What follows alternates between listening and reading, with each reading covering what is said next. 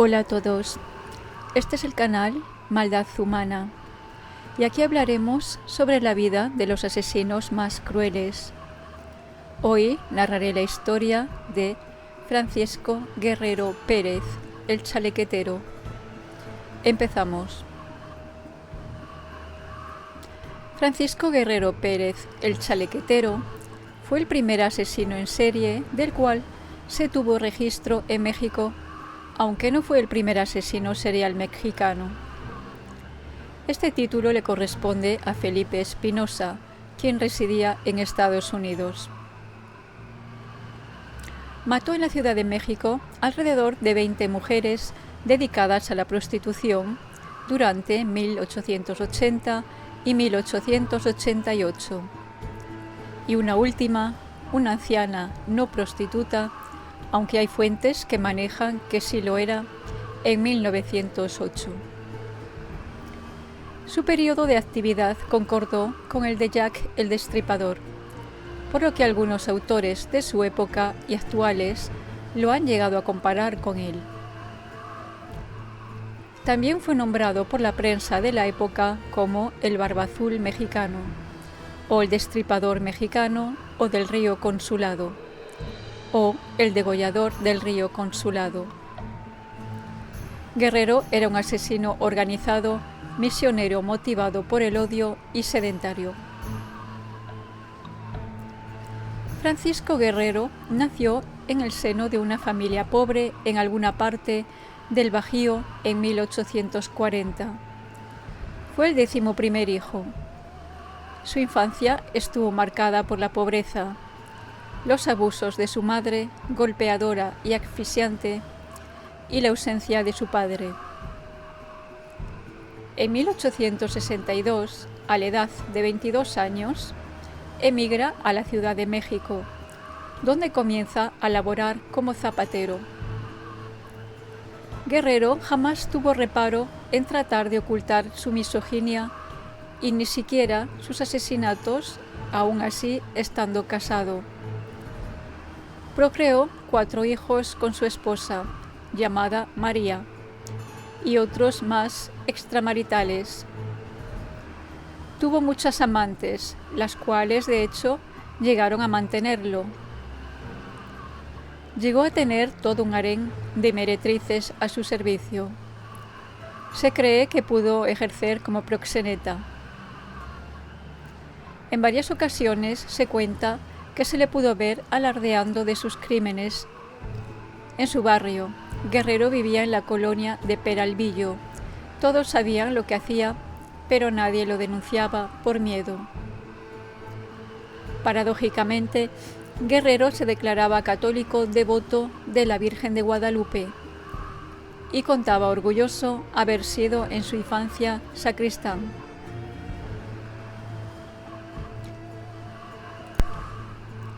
Vestía de manera estrafalaria, aunque elegante. Siempre usaba pantalones entallados de cachemira, fajas multicolores y chalecos de charro. Lo describían como guapo, elegante, galán y pendenciero. Existen 2 teorías sobre su apodo, el chalequetero. Uno apunta a que simplemente era porque solía usar este tipo de prenda. Otra menciona que se debía a que sostenía relaciones sexuales a chaleco, con la mujer que él quisiera. La expresión a chaleco indica que algo se hace de manera forzada. Poseía una muy marcada personalidad psicopática, pues carecía de empatía. No sentía culpa, tenía un estilo de vida parasitario, cosificaba a las personas a su alrededor, tenía una autoestima inflada, sufría de ataques súbitos de ira, era manipulador y promiscuo. Pese a ello, era una persona carismática. De ahí sus muchas amantes. En su época no se prestó atención a su diagnóstico, pero su comportamiento y personalidad concuerdan con los de un trastorno errático de la personalidad, personalidad antisocial o personalidad narcisista. Lo describían como tranquilo y callado. Ponía demasiado cuidado en su cuidado personal. Veía el sexo femenino como un simple satisfactor sexual desechable. Sus crímenes estaban marcados por una crueldad desmesurada con marcados tintes sexuales. Eran de odio. Violaba a sus víctimas para poder demostrar la supuesta superioridad y poder que creía tener sobre las mujeres. Todas sus víctimas, exceptuando la última, fueron prostitutas, pero, a diferencia de lo que se llegó a creer, no las mataba por el hecho de serlo, sino porque ellas eran más vulnerables. Prueba de ello fue que su última víctima no se dedicaba a esta práctica. Sin embargo, también pertenecía a un sector poblacional vulnerable, la tercera edad. Según él, las mujeres le debían una total fidelidad a sus maridos. El adulterio tendría que ser castigado con la muerte. Consideraba especialmente pecaminosa la labor de una trabajadora sexual, ya que no guardaban fidelidad hacia ningún hombre. Es fácil intuir que su trastorno de personalidad y su misoginia fue producto de un rechazo maternal durante la infancia, que degeneró en un complejo de Edipo no superado. Muy probablemente no conoció una imagen paterna o ésta representó el patrón de la violencia contra las mujeres. Un padre golpeador, por ejemplo. Pertenecía a un estrato social bajo y era prácticamente analfabeto. Proyectaba en sus víctimas la imagen de su madre.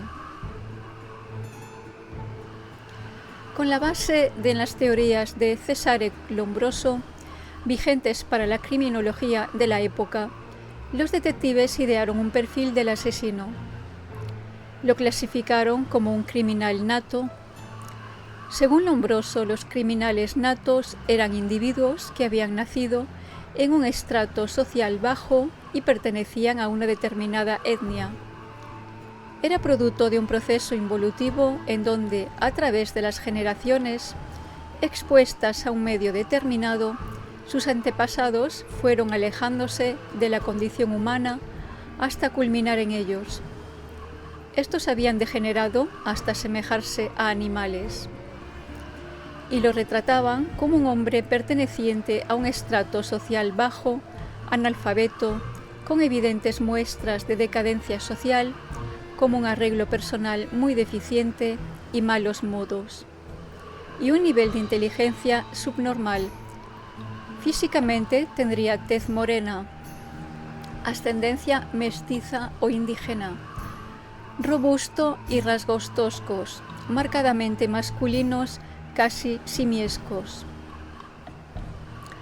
Carlos Rumagnac, uno de los primeros criminólogos mexicanos, concluyó que el degollador del Río Consulado era un criminal nato al afirmar: no hay datos suficientes que autoricen a suponer que el chalequero haya cometido sus crímenes bajo la influencia irresistible de la perversión sexual.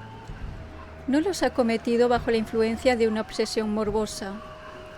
Los ha consumado por impulsiones violentas y conscientes. Es, por tanto, un degenerado inmoral violento. Quizás los investigadores no se equivocaron en la etnia, condición social y académica del asesino, pero sí en su descripción física, en su comportamiento ante las demás personas. Guerrero era educado e incluso caballeroso. Era así como se ganaba la confianza de sus víctimas. Y en su capacidad intelectual jamás se identificó algún grado de deficiencia intelectual en él. Y de hecho, sus crímenes mostraban a un asesino altamente organizado. No fue hasta 1908 que un grupo de periodistas quienes, quizás influenciados por la noción de Jack el Destripador, retrataron ante las masas una imagen más cercana al verdadero Francisco Guerrero, un hombre delgado, de tez morena, estatura media, escrupulosamente arreglado a la manera occidental, con un comportamiento refinado y galante, solo con una mirada penetrante y vacía. Abordaba a sus víctimas con el pretexto de hacer uso de sus servicios, y en efecto sí hacía uso de ellos. Posteriormente las amarraba y ultrajaba, las asesinaba por estrangulación o degollamiento, y finalmente, por razones que no están muy claras, quizás para que no pudieran ser identificadas, en ocasiones incluso llegó a decapitarlas. Empleaba un cuchillo para curtir la piel, el cual también usaba en su oficio de zapatero. Tiraba los cadáveres en el río Consulado.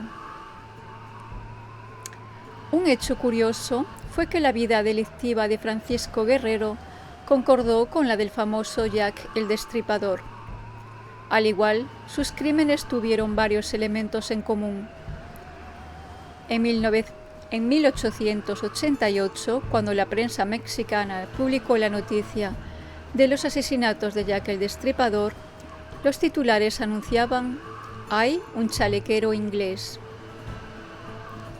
En 1908 fue publicado un reporte gráfico de uno de los ataques atribuidos a Guerrero. La supuesta víctima era una prostituta llamada Lorenza Urrutia, quien también actuaría como testigo en el juicio por la muerte de la penúltima víctima del Destripador. Según relató, ella había conocido a Guerrero cerca de las vías férreas en la colonia Peralvillo. El hombre se le acercó para pedirle lumbre para su cigarrillo. Acto después sacaría un cuchillo con el cual la amagaría, menciona, le pidió que la acompañara a charlar en un punto cerca de ahí. En esta ocasión, la mujer pudo escapar gracias a que engañó al asesino para que la dejara ir a recoger un dinero. 2 meses después se volvería a encontrar con Guerrero, esta vez sin tanta suerte. La condujo hasta una cueva alejada de la población, ahí la violó y torturó cerca de 2 días. Ella pudo salir con vida porque Guerrero se fue durante un momento para ir a comprar pulque. La gran mayoría de sus víctimas fatales jamás fueron identificadas. Tan solo se tienen los nombres de algunas mujeres muertas que incluso en algunas ocasiones tan solo fueron identificadas parcialmente. De 1880 a 1888, durante el Porfiriato, cadáveres de mujeres decapitadas, brutalmente golpeadas y cortadas, comenzaron a aparecer en los márgenes del río Consulado. El 13 de febrero de 1888, Francisco Guerrero fue arrestado por el detective Francisco Chávez, tras haber sido denunciado por varios vecinos, José Montoya, Eulalia González y Lorenza Urrutia, de una de sus víctimas llamada Murcia Gallardo. Murcia Gallardo era una mujer pobre dedicada a la prostitución. A principios de 1888 había sido violada y degollada. Su cadáver se encontró a orillas del río Consulado. La última vez en que se le había visto con vida se encontraba en compañía de Francisco Guerrero. Ya para entonces, Guerrero se jactaba abiertamente de sus crímenes dentro del bajo mundo del arrabal, pero al verse atrapado negó todos los crímenes. Tras la captura de Guerrero, una nueva denuncia se entabló en su contra. Era de una mujer llamada Emilia, que lo acusó de violación e intento de homicidio. Según declararía ella, no era prostituta, era lavandera. Había sido agredida por Guerrero en la colonia del río Consulado, tras regresar de una peregrinación al pueblo de la Santísima cerca de la villa de Guadalupe. Dándola por muerta, la había abandonado en los márgenes del río. Aunque en un principio el autoritario régimen habría censurado la mayoría de las noticias que hablaban sobre los crímenes, para cuando se logró capturar al asesino, la ola mediática no pudo ser contenida y Francisco Guerrero se convirtió en un hito para las masas. Francisco Guerrero solo fue condenado por la muerte de Murcia y la agresión a Emilia. No se pudo comprobar su responsabilidad en los demás crímenes. En un principio, como dictaban las leyes, fue sentenciado a pena de muerte, pero el mismo Porfirio Díaz revocó la sentencia y lo sentenció a 20 años de reclusión en la prisión de San Juan de Ulúa. En 1904, por error, recibió el indulto. Pocos años después de haber sido liberado, justamente el 13 de junio de 1908, Francisco Guerrero fue aprehendido por segunda vez por el asesinato de una anciana, que jamás fue identificada plenamente. Tan solo se supo que se llamaba Antonia, a quien ejecutó de la misma manera que a sus otras víctimas. La mujer apareció degollada a orillas del río Consulado. Supuestamente el móvil del asesinato fue que la anciana lo había hecho enojar. En esta época, la noción de asesino en serie estaba muy lejos de existir. Fue un reportero que, dando cobertura a los hechos, se dio cuenta de que el asesinato de la anciana coincidía con la serie de crímenes perpetrados por Guerrero 20 años atrás. Mismo patrón, característica más distintiva de los asesinos seriales.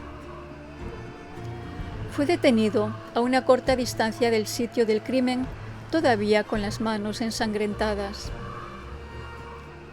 En esta ocasión, Guerrero había cometido múltiples errores. Un niño llamado José Inés Rodríguez había sido testigo de la violación y el asesinato de la anciana. El niño era pastor y estaba arreando a su ganado cerca del río cuando escuchó los gritos de la mujer. Se acercó y, oculto entre unos matorrales, atestiguó todo lo ocurrido. Y además, dos mujeres, hermanas, apellidadas Solorio, vieron a Guerrero limpiarse la sangre en los brazos, cara y tórax con el agua del río a unos pocos metros de distancia del crimen. La detención de Guerrero se dio sin mayor alarde, exceptuando porque el suceso atrajo la atención de más de 2000 espectadores. Fue recluido en la prisión de Lecumberri y sentenciado nuevamente a pena de muerte, esta vez sin que ninguna autoridad interviniera. Francisco Guerrero falleció antes de que la sentencia se pudiera cumplir. En 1910, a la edad de 70 años, justamente el año en que se desató la Revolución Mexicana. Algunas versiones manejan que murió de tuberculosis, otras manejan la tifoidea como causa de su muerte, y otras indican que falleció de una contusión cranoencefálica al sufrir un accidente. Hasta la fecha no se sabe a ciencia cierta cuál fue la verdadera causa de su muerte. Solo se sabe que el signo final de la patología fue una tromboembolia cerebral. Fue encontrado inconsciente en su celda. Posteriormente fue trasladado al Hospital Juárez, donde falleció. Jamás mostró señales de arrepentimiento.